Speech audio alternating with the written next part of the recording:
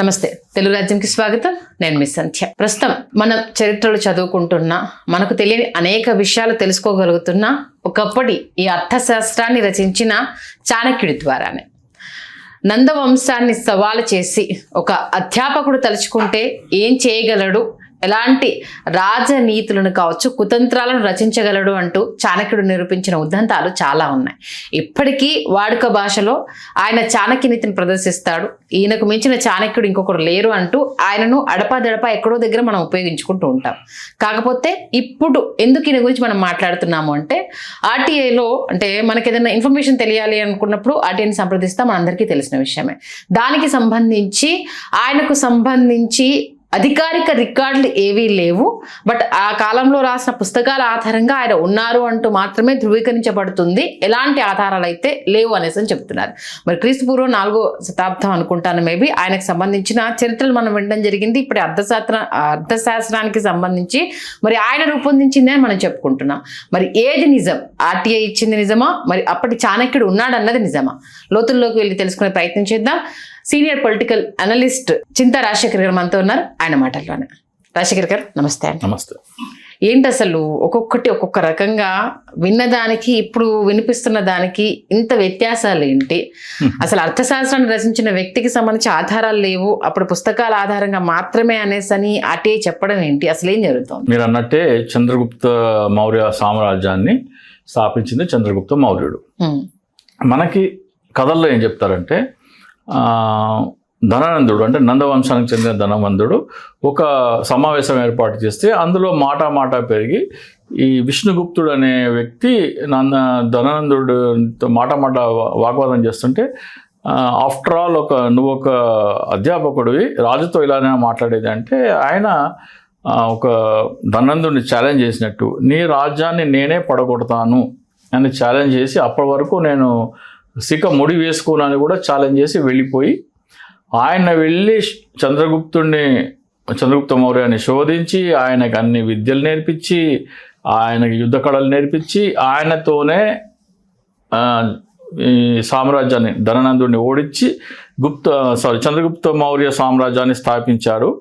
So ఇది మనకి తెలిసిన విషయం, జనాలు చెప్తున్న విషయం. సినిమాలలో కూడా దాన్నే చూపిస్తారు. ఇక్కడ విషయం ఏంటంటే, చంద్రగుప్త మౌర్య ఎవరు? చంద్రగుప్త మౌర్య ఒక శూద్రుడు. ఒక శూద్రుడు తనంతట తాను ఒక రాజుగా ఎదిగి ధననందుడిని ఓడించాడు, తను ఒక రాజ్య స్థాపన చేశాడు అని జీర్ణించుకోలేని ఒక వర్గం ఏమైనా ఈ కట్టుకథలు రాసిందా అనే అనుమానాలు కలుగుతున్నాయి.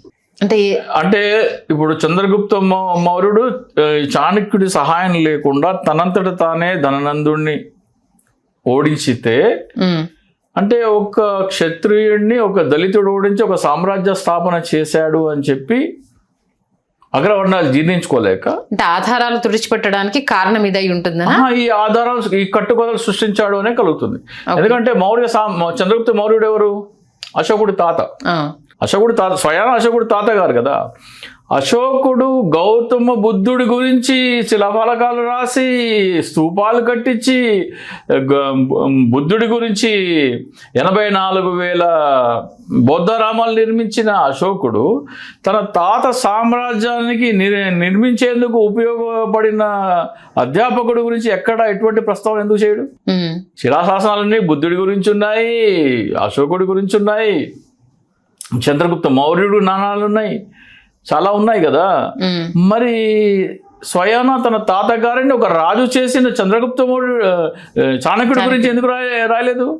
ఓకే, ఇది ఆలోచించాల్సిన విషయం కదా. ఎక్కడ పురావస్తులో ఎక్కడ మీకు ఈ కథల్లో వస్తాయి. వాళ్ళదే చాలా క్లియర్ గా మెన్షన్ చేశారు. పుస్తకాల్లో ఉన్న దాన్ని ఆధారంగా చేసుకొని ఆయన ఉన్నారని చెప్పబడుతుంది తప్పితే, ఉన్నారు అన్నదానికి ఎలాంటి రికార్డులు కానీ ఎలాంటి ఆధారాలు కానీ ఇప్పటివరకు దొరకలేదు అంటూ మెన్షన్ చేశారు. ఇప్పుడు 500 BCలో గౌతమ బుద్ధుడు గురించి అశోకుడు చాలా చోట్ల ప్రస్తావించాడు. గౌతమ బుద్ధుడు అంటే చైన్ లింక్ కంటిన్యూ అయింది. గౌతమ బుద్ధుడు తల్లి మహామాయ అని ఆమె శిల్పాలని ఇప్పుడు ఇంకా రాబోయే రోజులకి చాలా చాలా చాలా కాంట్రవర్సీస్ వస్తాయి.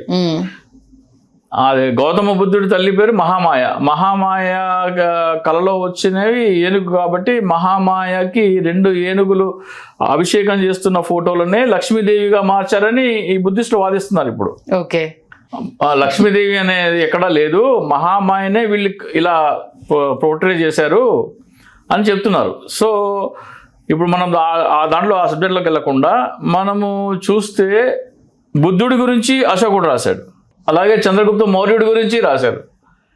మరి చంద్రగుప్త మౌర్యుడిని చాణక్యుడే నిలబెడితే, అతన్ని తయారు చేసిందే చాణక్యుడైతే, తన తాతగారిని ఒక రాజుగా చక్రవర్తిగా తీర్చిదిద్దిన చంద్రగుప్త మౌర్య గురించి అశోకుడు ఎక్కడ ప్రస్తావించకుండా ఎందుకున్నాడు? ఈ క్వశ్చన్ మార్క్ కదా.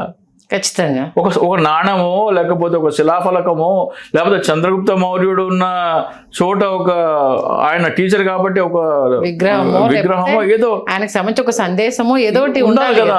ఎందుకు లేదు?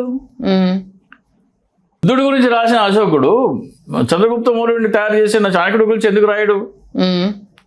సో ఇదేంటంటే దీన్ని బట్టి మనకేం అర్థమవుతుందంటే, అతన్ని తయారు చేసింది మేమే, అతన్ని ఏమీ లేదు, చంద్రగుప్త మౌర్యుడు ఏమీ లేదు, చంద్రగుప్త మౌర్యుడిని మేము తయారు చేశాం. సో మేము సర్వశ్రేష్ఠులము, మేము సృష్టించగలము అని చెప్పుకోవడం కోసము రాసిన కథలు కానీ కనబడతాయి తప్ప ఆయన ఎగ్జిస్టెన్స్కి ఇప్పటికైతే ఆధారాలు లేవు అంటే ఇంక లేవు. అది కట్టుకథగానే భావించాలి. మీరు నమ్ముతున్నారా? నేను ఇప్పుడు కట్టుకథని ఇప్పుడు వీళ్ళ అంటే ఇప్పటి వరకు నేను చంద్రగుప్త మౌర్యుడు ఉన్నాడేమో, ఆయన చెప్పిన నీతి అని ఆయన ఇవన్నీ వస్తూ ఉంటాయి కదా, నిజమే నేను నమ్మాను. కానీ ఆర్టీఐ ఎప్పుడైతే సమాధానం ఇచ్చిందో నేను అదే ఆర్కియాలజికల్ రికార్డ్స్ అంటే గౌతమ బుద్ధుడి గురించి ఉన్నాయి, చంద్రగుప్త మౌర్య గురించి ఉన్నాయి, అశోకుడి ఉన్నాయి, ఆ తర్వాత అన్నీ ఉన్నాయి. ఈయన ఎందుకు మిస్ అవుతుంది? ఓకే, అది కూడా ఎప్పుడు మీరు ఇతన్ని తయారు చేసిన చంద్రగుప్త మౌర్యని తయారు చేసిన వ్యక్తి గురించి అశోకుడు ప్రస్తావించకుండా ఎలా ఉంటాడు? ప్రస్తావించాలి కదా ఎక్కడో చోట. సో అశోకుడు ప్రస్తావించలేదంటే అటువంటి వ్యక్తి ఎవరో లేరని మనం భావించాల్సి ఉంటుంది. అంటే చాణక్యుడు అనే వ్యక్తి లేడు అనేసి కన్ఫర్మ్ నేను అనుకుంటున్నా. ఎందుకంటే ఆర్కియాలజికల్ రికార్డ్, అర్థశాస్త్రం మనం చదువుతున్నాం కదా, అర్థశాస్త్రం అది ఎవరో వీళ్ళే చెప్పుండొచ్చు, మీరు నేను రాయొచ్చు. ఇప్పుడు మీరు సపోజ్ ఒక పెద్ద ఇదైపోయారు, మిమ్మల్ని తయారు చేసింది నేనే అని నేను రాసుకోవచ్చు, కట్టుకథలు ఏముంది. మీ స్వశక్తితో మీరు సామ్రాట్ అయ్యారని నా మనసు ఒప్పక, అది కూడా మీరు శూద్రుడైన కారణంగా నా మనసు అంగీకరించదు. సో శూద్రుడైనా సరే ఒక చక్రవర్తి అవ్వాలంటే బ్రాహ్మణుడే చేయగలడు. ఓకే, మళ్ళీ ఆ మెల్లికతో ఎవరైనా సరే ఆయనకి అన్ని నేర్పించింది బ్రాహ్మణుడే. మా అధీనంలోనే సమాజం ఉంది, క్షత్రుడైనా మా అధీనం. హిందీలో ఒక శ్లోకం ఉంది, మీకు వినిపిస్తాను, భలే భలే ఫన్నీగా ఉంటుంది. ఈ మధ్య అంటే నేను ఇంతకుముందు అంతగా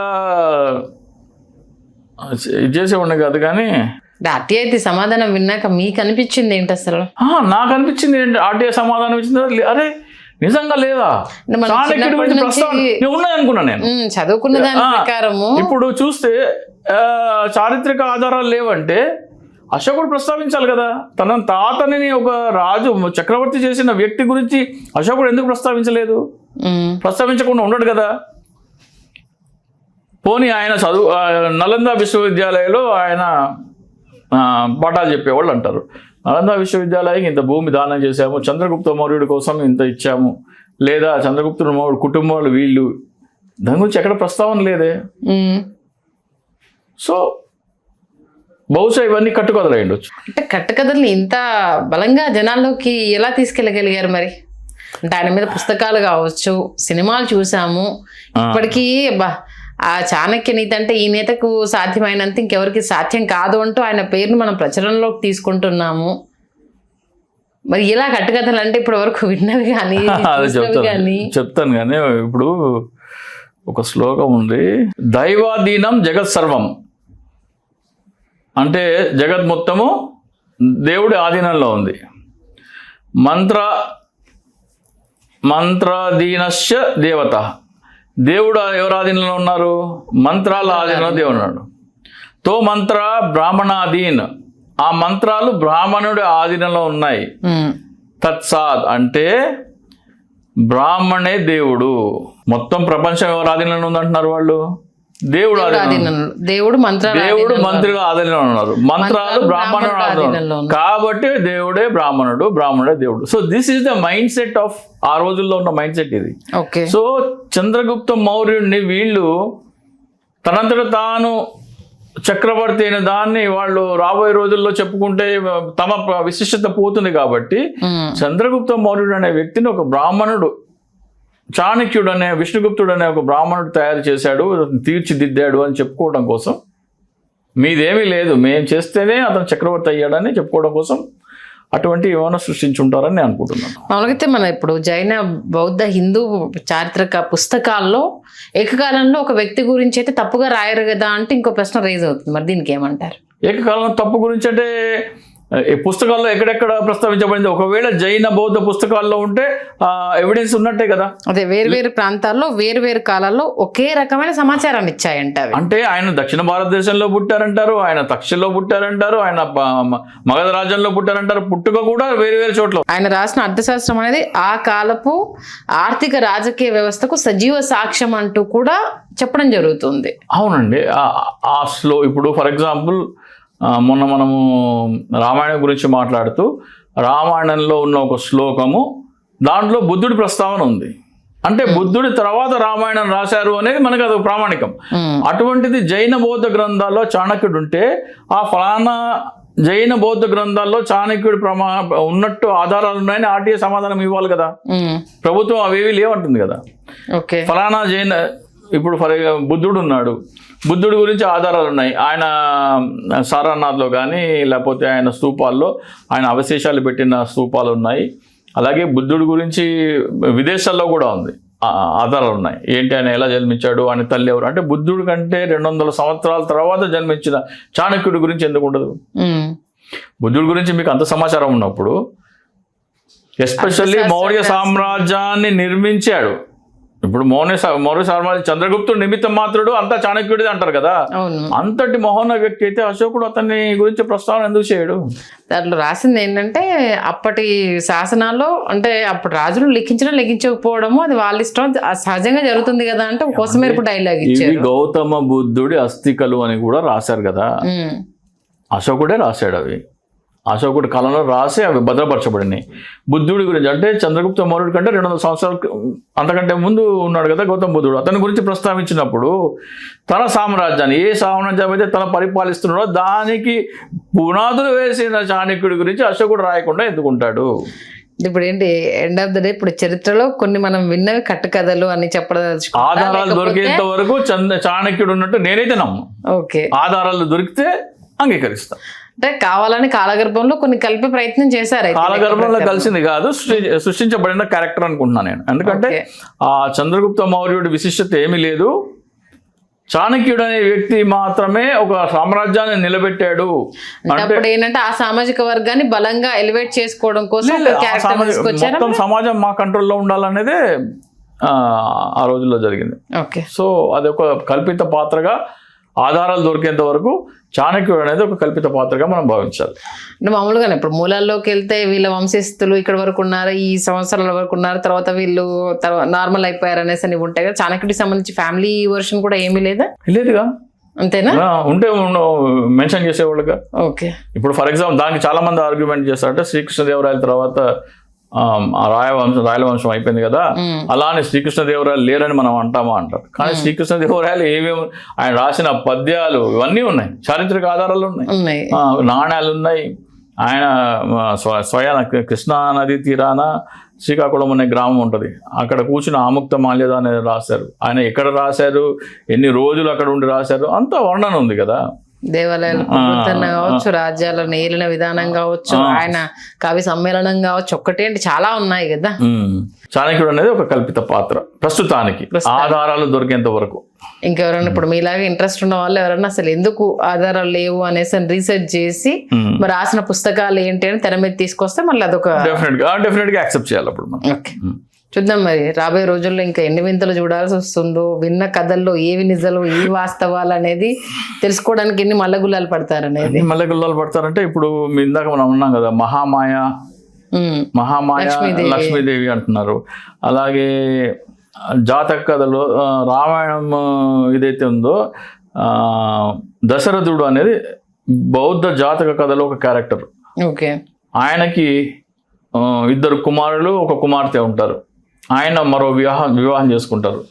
ఆ మొదటి భార్య చనిపోయిన తర్వాత ఆ భార్య ఏం షరతు పెడుతుందంటే, నాకు పుట్టబోయే సంతానమే రాజు అవ్వాలి అంటే, అప్పుడు ఆ దశరథుడు అంటే జాతక కథల్లో ఉన్న దశరథుడు ఏం చేస్తాడంటే, ఈ రాముడు లక్ష్మణుడు సీత ఏమవుతుంది, రాముడికి సోదరి, దాంట్లో హిమాలయాలకు పంపిస్తాడు, అడవులకు కాదు, హిమాలయాలకు పంపించి 12 సంవత్సరాల తర్వాత వచ్చి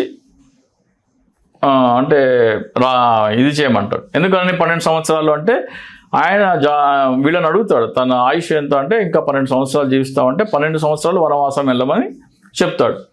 అయితే దశరథుడు 10 సంవత్సరాలకే మరణిస్తాడు. అప్పుడు రాజ్యం నుంచి వెళ్ళి 10 సంవత్సరాలు తండ్రి గారు మరణించారు, మీరు వచ్చి ఇది చేయమంటే, లేదు మా తండ్రి గారికి నేను మాట ఇచ్చాను 12 సంవత్సరాలు పూర్తి అవ్వాల్సిందే అని. 12 సంవత్సరాలు పూర్తి అయిన తర్వాత ఇది దశరథ బౌద్ధ జాతక కథలో ఉన్న కథ ఇది. సో అలా ఇప్పుడు చాలా క్యారెక్టర్స్ మనకి బౌద్ధం కంటే ముందర శివుడు మీకు కనపడాడు, పార్వతి కనపడదు, విష్ణు కనపడడు. ఇంకా అంటే వీళ్ళే కనపడినప్పుడు ఇంకా దశావతారాలు ఏముంటాయి? బౌద్ధం కంటే ముందర ఇవేమీ లేవు. ఏదో కొత్త కోణానికి మళ్ళీ ఆవిష్కృతం అవుతుంది. మీరు తీసుకొచ్చి లేదు అంటే ఇప్పుడు బుద్ధుడి విగ్రహాలు ఉన్నాయి కదా, బుద్ధుడి విగ్రహం కంటే అతి పురాతనమైన బుద్ధుడి విగ్రహం కంటే పురాతనమైన హిందూ విగ్రహం ఏదైనా తీసుకురండి, ఓకే, దొరకవు మీకు. ఓల్డెస్ట్ స్టాచ్యూస్ ఏమైనా మన భారతదేశంలో దొరికితే అవి బుద్ధుడివే. ఓకే. మీకు రాముడు కృష్ణుడు ఇవన్నీ 8th సెంచరీ 9th సెంచరీ. మీకు ఇంకోటి చూపిస్తాను మీకు. రామేశ్వరంలో రామాలయం శివలింగం ఎవరు స్థాపించారు? రామేశ్వరం అని పేరు ఎందుకు వచ్చింది దానికి? రాముడు స్థాపించినట్టు అనే కదా కథల్లో ఉంది, అదే కదా. రాముడు స్థాపించారు అనేది మనకు చెప్తున్నారు. అది రాముడు స్థాపించారా లేదా అనేది మనము ఎవరు చెప్తే వింటున్నాము? కథల్లో ఉన్నది ప్రవచనకారులు వాళ్ళు, మన ఉపాధ్యాయులు వాళ్ళు నేర్పించింది. ఆ చరిత్ర లోతుల్లోకి వెళ్ళినప్పుడు పుస్తకాల్లో రాసింది, శాసనాల్లో చెక్కింది. ఇప్పుడు మీ మదన్ గుప్తా ఏమంటున్నారు? రావణలంక శ్రీలంక రావణలంక కాదు అన్నారు. అంటే రాముడు అటువైపు వెళ్ళినట్టే కదా. మరి అక్కడ రాముడు వచ్చి స్థాపించిన అది ఎట్లా అవుతుంది? అది రామసేతు కాదు, రామేశ్వరంలో ఉన్న శివలింగం స్థాపించింది ఎవరు? రాముడు అన్నారు. ఎందుకని? శ్రీలంకకి వెళ్ళబోయే ముందర అక్కడ స్థాపించి పూజించి వెళ్ళారంటున్నారు. ఓకేనా? ఇప్పుడు మీకు మదన్ గుప్తా ఏమంటున్నారు? శ్రీలంక రావణలంక కాదు అంటున్నారు. మరి అక్కడ వెళ్ళినప్పుడు అక్కడ రాముడు ఎక్కడ ఉంది, రాముడు ఎక్కడ వచ్చి ప్రతిష్టాపించాడు, ఎట్లా స్థాపించాడు అది? ఇవన్నీ మనము క్వశ్చన్ చేసుకుంటే అర్థమవుతుంది. చాలా ఉన్నాయి. మీకు ఇంకో క్లిప్ ఇప్పిస్తాను. నేను చెప్పింది ఏంటి? ఒక ఆర్గ్యుమెంట్, ఒక వాదన, ఒక తర్కం. కానీ ఈయనను వినండి. ఎవరైనా అలాంటి వాడిని దండిస్తే పాపం అనేది రాదు, దండించకపోతే పాపం వస్తుంది. అంచేత బ్రహ్మహత్య అనేది రాముడికి రాదు.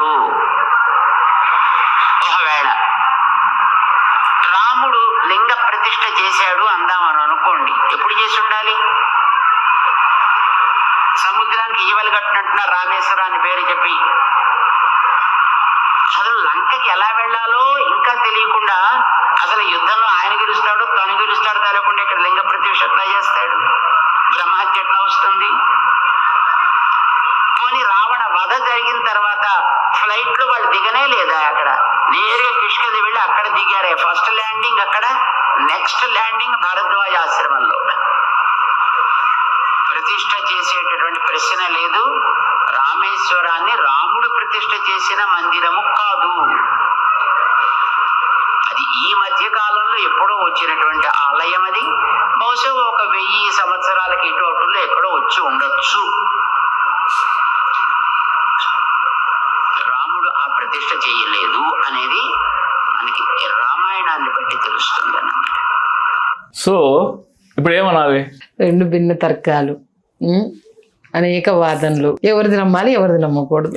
సో రాబోయే రోజుల్లో మీకు ఆర్కియాలజికల్ ఎవిడెన్సెస్ తో సహా రాబోయే దొరికితే తప్పితే వీళ్ళు చెప్పేదానికి మనం అంత ఇంపార్టెన్స్ ఇవ్వాల్సిన అవసరం లేదు అని నేను అంటాను నేను. ఓకే. సో ఇవన్నీ విన్న తర్వాతే నేను నాస్తికుడిగా మారిపోయాను. ఇవన్నీ తర్కించిన తర్వాత ఓహో ఇదా వాస్తవం అనేది. బుద్ధుడి మీద బ్రాహ్మణులకి ఎందుకంత కోపం అంటే బుద్ధుడు ఏమని చెప్పాడంటే దేవుడు లేడు, నీ కష్టానికి పరిష్కారం నువ్వే వెతుక్కోవాలి. బుద్ధుడికిను వీళ్ళకి ఉన్న మెయిన్ డిస్టెన్స్ ఏంటంటే మనకు కష్టం వచ్చింది, మనం ఎక్కడికి వెళ్తాం? దేవుడి దగ్గరికి వెళ్తాం. దేవుడి దగ్గర ఎవరు ఉంటారు? బ్రాహ్మణుడు ఉంటాడు. ఆయన ఏం చెప్తాడు? పూజలు చేసుకోవాలి, దేవుడి దండం పెట్టుకొని మీ సమస్య ఏంటో చెప్పుకుంటే ఆయన పరిష్కారం చూపిస్తారని చెప్తారు. అవును. సో మీరు ఎవరి కంట్రోల్లో ఉన్నారు? బ్రాహ్మణుడి కంట్రోల్. బుద్ధుడు ఏం చెప్పాడు? నీ కష్టానికి నువ్వే పరిష్కారం వెతుక్కో. సో బుద్ధుడు తీసుకుంటే ఏమవుతుంది? నేను ఎట్ట తినాలి, ఎవరు నా దగ్గర రాకపోతే నేను ఎట్ట బతకాలి? ఓకే, అది మెయిన్. లోపలికి వెళ్తే చాలా వాదనలు జరిగాయి. నేను చెప్తున్నాను, ఇవన్నీ రాను రాను రాను రాను లోపలికి పరిశోధిస్తే ప్రతి దేవాలయం, ఇప్పుడు అయోధ్య రామాలయం ఉంది. అయోధ్య రామాలయం సుప్రీంకోర్టు తీర్పు అని చెప్పింది, బాబ్రీ మసీదు కింద ఉన్నది, ఆ రామాలయం నిర్ధారించడానికి ఏమీ లేదు, అక్కడ ఒక కట్టడం మాత్రమే ఉంది అని చెప్తుంది. అవును. ఆ కట్టడం ఏంటి? రామాలయం అవునో కాదో చెప్పలేము. గుడి. ఈ అయోధ్య అనేది అంతకంటే ముందు హుయన్ సాంగ్ వచ్చినప్పుడు, ఫాహ్యాన్ వచ్చినప్పుడు దాని పేరేంటి? అయోధ్య కాదు, సాకేత్. అక్కడ బౌద్ధ రామాలు ఉన్నాయి. వద్దులేండి సార్, ఇంకా లోపల అసలు ఏమేమి వినాల్సి వస్తుంది అనేది. ఎందుకంటే ఇప్పుడు అక్కడ అయోధ్య రామ మందిరం నిర్మాణం అయిపోయింది, అది ఏంటో ఒక విజయం లాగా నిలబడిపోయింది. అది ఇవాళ కాకపోతే రేపు, రేపు కాకపోతే ఎల్లుండి, ఎప్పటికైనా సరే మీకు చారిత్రక ఆధారాలు దొరుకుతాయి. చారిత్రక ఆధారాలు దొరికిన తర్వాత డెఫినెట్ గా ఘర్షణ ఉంటుంది సమాజంలో. థ్యాంక్ యూ రాజశేఖర్ గారు. Thank you. హలో, తెలుగు రాజ్యం ఛానల్ చూస్తున్నారా? సామాజిక, రాజకీయ, జీవన చిత్రణే తెలుగు రాజ్యం. అతిశయోక్తులు, అసత్యాలు ఉండవు. రాజకీయ కోణం కాదు, ప్రజా కోణమే కొలబద్ద. తెలుగు రాజ్యం వీక్షణ మీ ఉత్తమ అభిరుచికి నిదర్శనం.